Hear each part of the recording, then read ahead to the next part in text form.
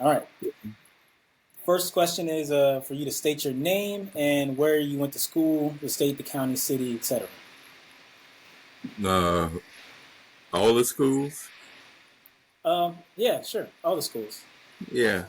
Well, I went to Trinity Church School, which was next to our church. I started school about 5 years old. The teacher used to pick me up at the hard surface road uh, after about a mile walk from our house on the hill. I had to walk across a pasture, across a bridge, and up the dirt road to the hard surface road to catch her in the morning. And after, I guess, the school was from first grade to seventh grade, and the teacher's name was Mrs. Bolding.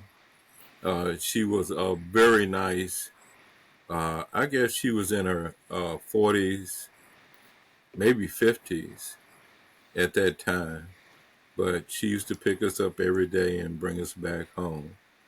Then we moved from that farm uh, to live with my grandfather and grandmother.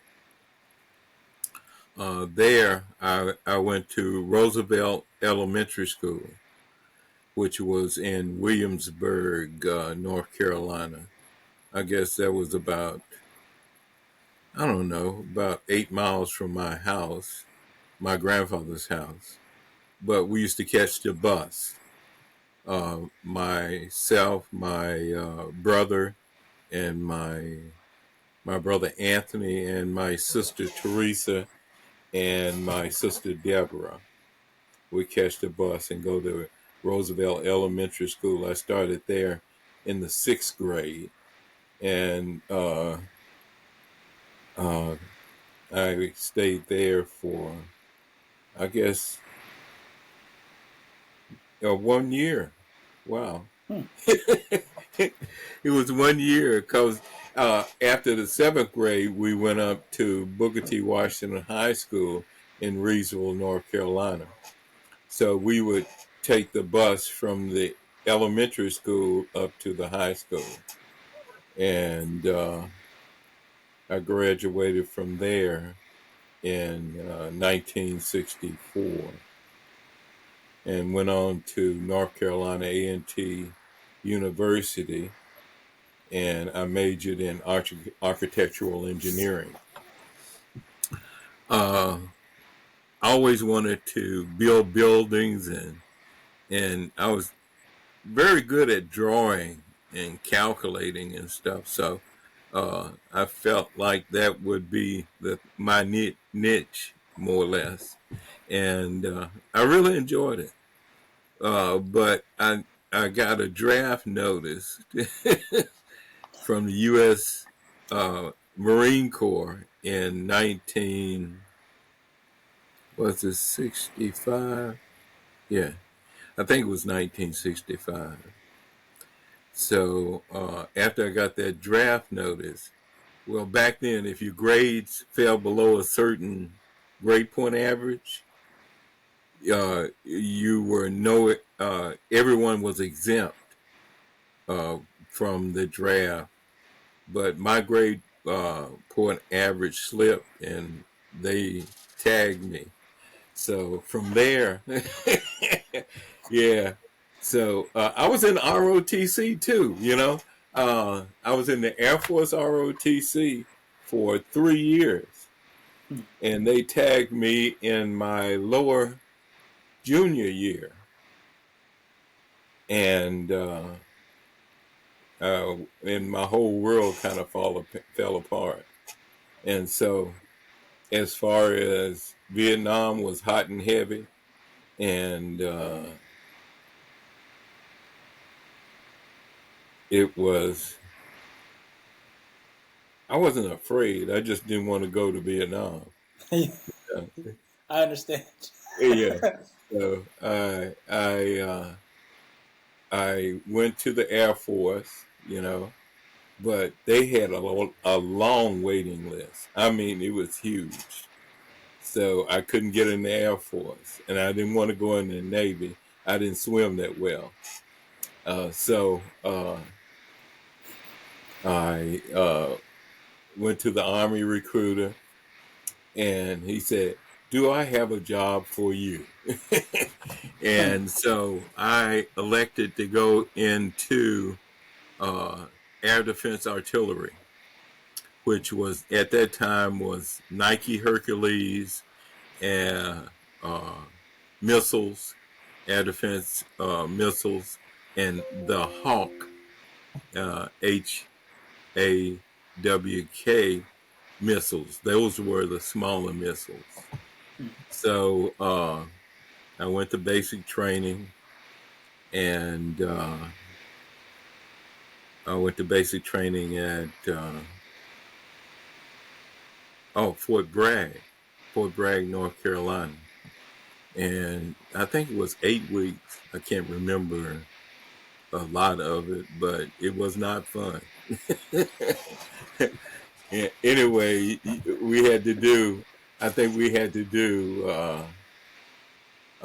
The routine was, you got up in the morning, you went in down into the shower room and take a shower, put your clothes on, and make up your bed, your bunk. It was one on the top, one on the bottom. So, and you had to be able to bounce a quarter off the blanket that covered your bed. It had to be tight. So you had the blanket and a pillow on your bed, and everything had to be so. So we from there we would go out and we would do our exercises. Do our push-ups and pull-ups and run a mile or two or whatever. Then we go to breakfast around about, I guess it was about 6:30 or 7 o'clock. And before you go in to breakfast, you had to do 20 pull-ups on this bar. You had to jump up on this bar and do these pull-ups. So, and it was all to strengthen you mentally and physically. So you got inside and you had your breakfast. Uh, they fed you well, but you would burn every ounce of that food off of you, man. You would. I went from I think it was about 220 pounds down to 173 or something like that. Yeah, I lost. It was a bunch of pounds. Anyway, uh, uh, Let me go ahead and go to the next question real okay, quick. yeah, Yeah. okay. I'm gonna skip over the second one actually because I think you kind of hit on that already. So I'll go What to was the the next second question. one? What was the It was second? what year did you graduate from high school and what was your highest level of education? Yeah. But you So can it was, address it yeah. now. Okay, yeah. Oh, yeah. So I graduated in 1965, and my highest level of education was an associate degree from Regis College. Okay. Hmm. How was education perceived in your community? Oh, everyone encouraged everyone, all the kids to get everything they could get. Uh, it was encouraged by everyone. Our church was the center of our community. Just like all black communities back then, and it was something that was lifted up. The better educated you are, the better your life would be. How much were your parents involved in your educational endeavors? Uh, my mom more than my dad. Uh, my dad was a very hardworking man. He he worked in a fertilizer plant. That's the first thing I remember. And he used to come home and he would be wiped out. Then he one of the guys taught him how to weld. So he learned how to be a welder and an apprentice welder, and he went on to weld steel on skyscrapers in Baltimore, Maryland. Wow. So, yeah. But my mom was, she was the one that was the encouragers, and she stayed on us about doing our lessons and uh, doing what we needed to do to get our education. Was there anyone you knew that was involved in the school system who was also involved in other parts of your life, like something like church, or they were in like the if you played sports, they were the coach or something of that nature? Well, uh, in the school system involved in, no, I can't well, in high school, I loved to sing. So I belonged to the choir, Hmm. and Mr. Major, he was uh, he was the director of the choir. He was the I guess one of the closest teachers I had a relationship with back then. Yeah, yeah. Did you go to a racially segregated school by law? No, I never. Every school I went to, it was just us. It was black people.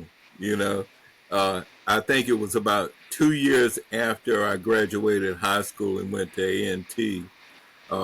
They desegregated the schools. What were the benefits and disadvantages of going to a segregated school, in your opinion? Well, the first benefit is you kind of knew everyone and everybody. There wasn't a lot of fighting or, Hmm. it was helping one another and and encouragement. So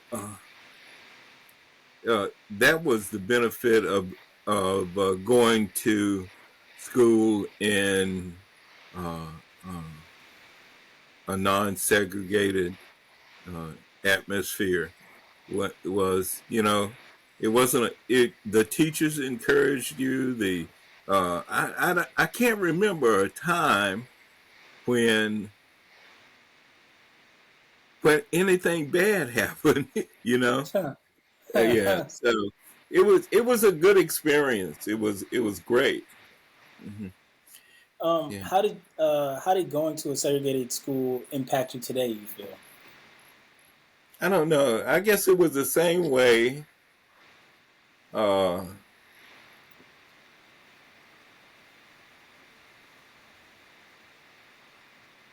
I really don't see how it impacted me one way or the other. It was just a sense of community.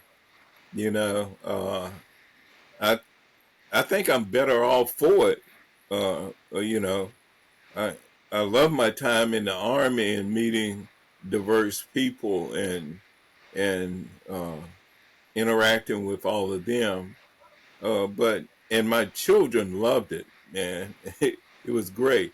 But I think I'm the better off for going to uh, Afrocentric school. Hmm. What was your initial reaction to the idea of an integrated school?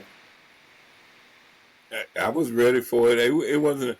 I did not think about it that much. Hmm. Uh, we just went and we did what we needed to do to to take care of business. This next question is a two parter. It's have you ever had a teacher of a different race, and have you ever had a teacher of the same race? So I mean, considering where you went to school, I can imagine the second half of that question's out. So the real question for you is, have you ever had a teacher of a different race?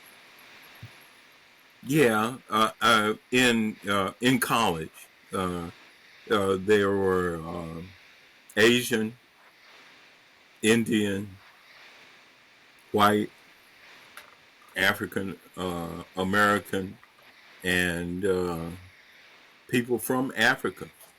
Mm-hmm. So uh, I didn't see too much difference going on there. I never felt like I was taken advantage of or looked down upon. In that environment. Did you feel that the teachers slash faculty were fair towards you compared to other races in the class? I suppose that I don't know if there were other races at A&T at that time. I don't think Oh there were yeah, probably. yeah, yeah. There were Hispanic students. Okay, There were students from Europe.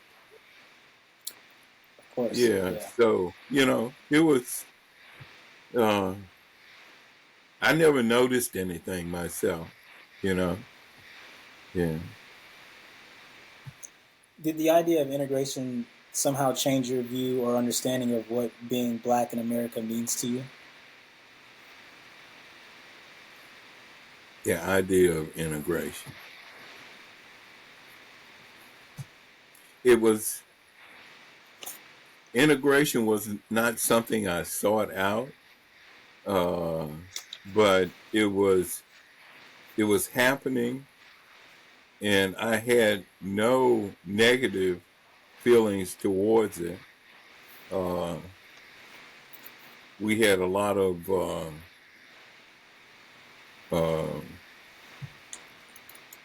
racial stuff going on in and around our community. So sometimes you had to stand up, and let people, you had to let people know you weren't afraid of anything. I got a gun just like you got a gun. Yeah. Sorry, I'm not. I'm supposed to try to make as little noise as possible, so you got to ignore my laugh Okay, I there. understand. No, you're good. Uh, Hmm. did the teachers slash faculty's attitude towards you impact your view on education? Oh yeah, yeah, yeah, yeah. Um, like I said, it was a lot of encouragement. You know, uh, a lot of times kids are somewhat not afraid, but they don't want to ask questions. They don't want to look dumb, or they don't want to look like they want to be. I don't know. They just afraid to ask questions. So, but it was encouraged, and I had good relations with all of my teachers. Mm-hmm. Um, so it was encouraging. They encouraged us to do extra work, and it was a good thing. Do you feel that the teachers could relate slash understand you and your educational intentions? Yes, I never had a feeling of um, any kind of communication issues, in interacting with them, or anything regarding the lessons, or uh, any classroom work or anything like that. Last teacher related question. Hmm. What is a vivid memory that you have from the interaction with the teacher? It's a story that stuck with you. I had an art teacher, Mr. God, Mr. Petty, and that was my favorite class. Mr. Petty taught me so much, man. He had a really open mind about uh, art, you know, and expression of art. He taught me how to draw better. He taught me how to uh, sculpt. He taught me how oil painting and all types of different skills as far as art. And come to find out, Mr. Petty, I did not know until I was the older guy, that Mr. Petty was Cherokee Indian. And I always thought he was black, But he belonged to a Cherokee tribe up in the mountains of North Carolina. And he had one of the largest. It was passed down from his ancestors. It was a huge farm with cabins and all kinds of uh, things on his farm. My friend went up to visit him, and he said, "Man, I'll give you some land. You go build a house down there." I said, "Oh wow." Mr. Petty and his wife and his family was just outstanding people. You know, they would give you the shirt off their backs.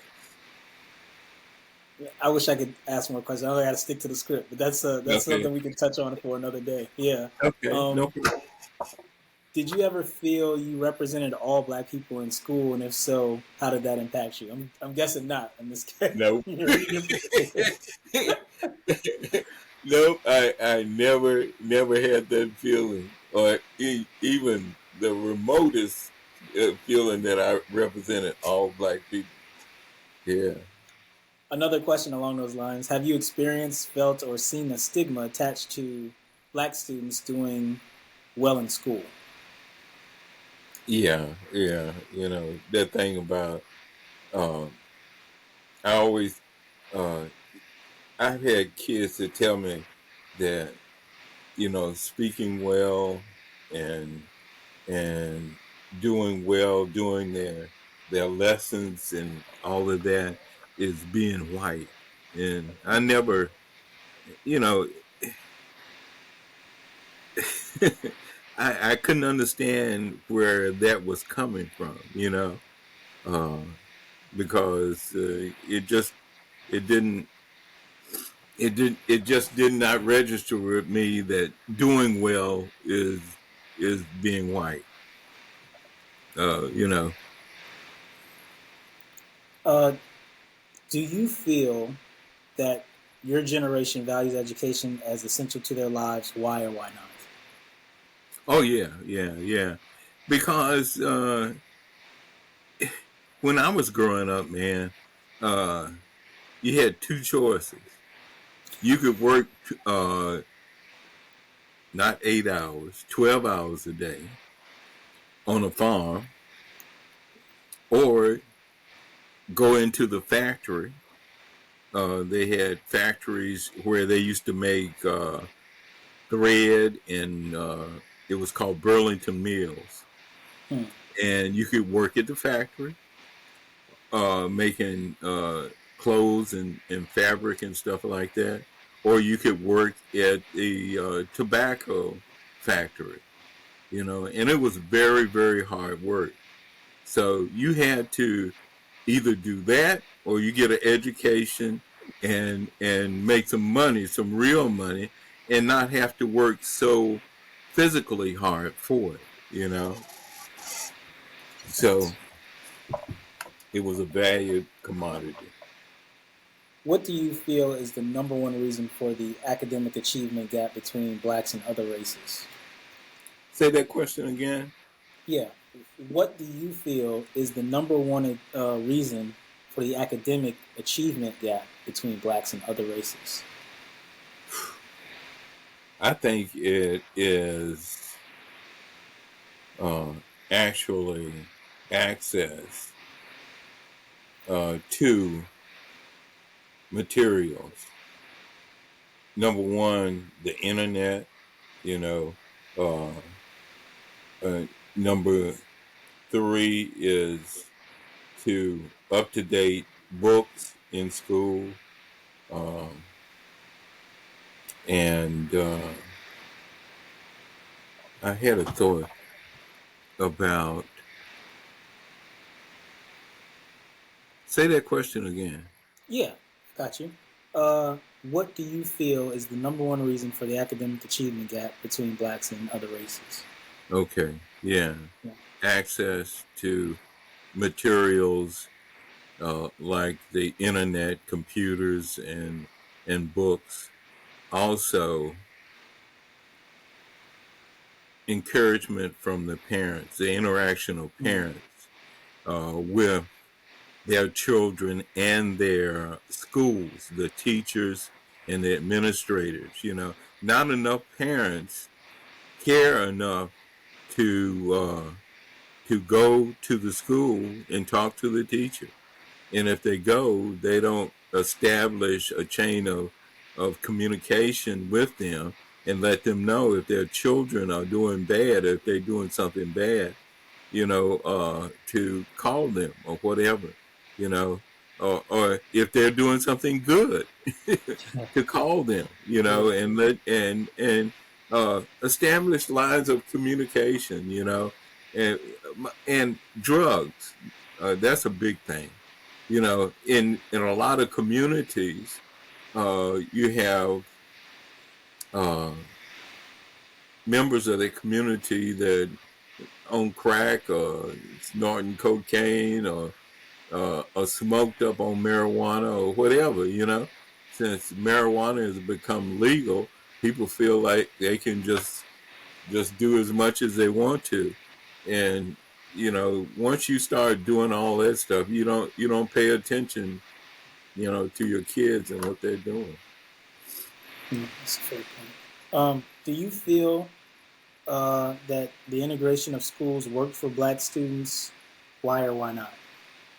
Okay, integration of schools work for black people. They don't get they don't get the same type of attention from the teachers as they would have gotten in a non-integrated schools. Uh, in the non-integrated schools, the teachers knew your parents. Uh, they wasn't afraid to talk to your parents or whatever. They got support from their parents, and just like my daughter Tanya, she teaches in school now down in North Carolina, High Point, North Carolina, and half the students don't come to school. They just, they don't care about coming to school. It's it's just it's really sad to see that. Uh, so, but she's a wonderful teacher. She encourages them on every hand. Shout out to Tanya, man. Let me. Yeah. Uh-huh. It's big sis right there. Do you believe the American education system, as currently constructed, is fair to all people? Hmm. Currently, the American education system is not fair to all people because it's not fully funded. Uh, the situation is that you probably have uh, 25% of the money necessary to educate a student all through their elementary, uh, uh, junior high, high school. I really don't think uh, the funding is there. You have caring people, caring administrators, but uh, the funding is not there to really provide the quality of education that a young person needs nowadays. Uh, and that comes from another interaction of the parents with the school system and with the political powers that be to make sure that the schools are fully funded. Um, Based off of your experience, what do you think would improve the school system in America at all levels? Mm. I really like the Montessori school. Uh, Montessori school, the way they work, they don't work on a memorization type thing. They have you doing projects and giving you leadership roles in the classroom. Uh, their approach is teaching a child how to think versus how to memorize. Mm. And I really like that. So uh, I think that's the way I would go if the changes I would make if I had children, or I would support if I had children in school now. Two more questions. Yes, What can sir. the black community do to improve the black academic standing? Say that again. What can the black community do to improve black academic standing? Standing or standards? Well, standing, but I mean standards. If you could take it either way. Okay. Improve black academic standards. Oh,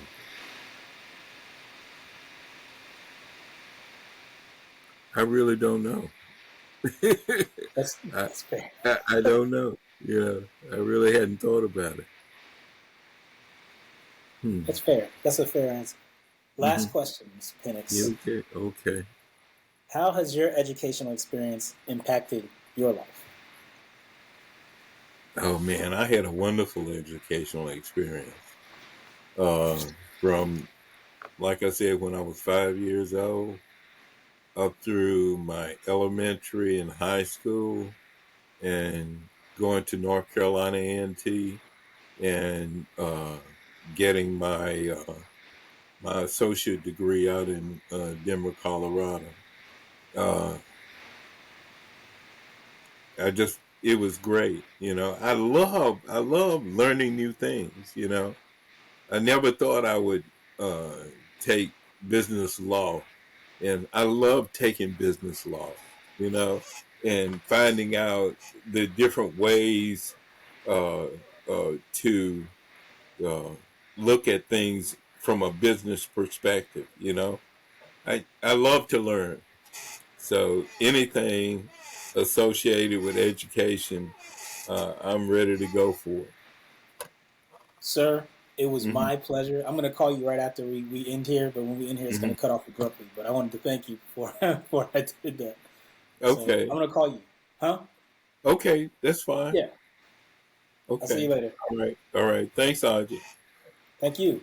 All right. Bye bye.